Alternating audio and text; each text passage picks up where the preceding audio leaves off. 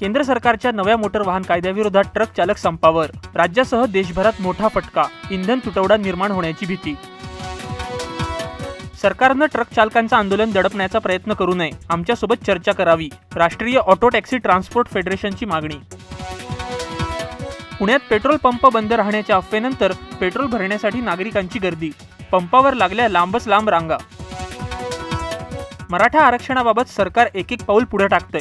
जरांगे पाटलांनी सकारात्मक प्रतिसाद द्यावा. मंत्री शंभूराज देसाईंचं आवाहन. जागा वाटपाबाबत उद्या महायुतीची पत्रकार परिषद होणार. जागा वाटपाबाबत महाविकास आघाडीत अडचण नाही. उद्धव ठाकरे काँग्रेस नेत्यांच्या संपर्कात. संजय राऊतांची स्पष्टोक्ती. इंडिया आघाडीचा व्हीव्हीपॅटवर सवाल. जयराम रमेश यांनी निवडणूक आयोगाला लिहिलं पत्र. व्हीव्हीपॅटच्या मुद्द्यावर चर्चेची केली मागणी. चीनी व्हिसा मनी लॉन्ड्रिंग प्रकरणात काँग्रेस खासदार कार्ती चिदंबरम पुन्हा ईडी समोर हजर. 50 लाख रुपये लाच घेतल्याचा आहे आरोप.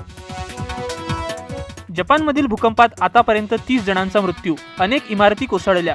दक्षिण कोरियालाही त्सुनामीचा तडाखा. ऑस्ट्रेलियाचा धडाकेबाज फलंदाज डेव्हिड वॉर्नरला कसोटी पदार्पणाच्या वेळी मिळालेली ग्रीन कॅप चोरीला. इंस्टाग्रामवर इमोशनल पोस्ट करून कॅप परत करण्याचं आवाहन. अभिनेत्री माधुरी दीक्षितनं सहकुटुंब घेतलं सिद्धिविनायकाचं दर्शन.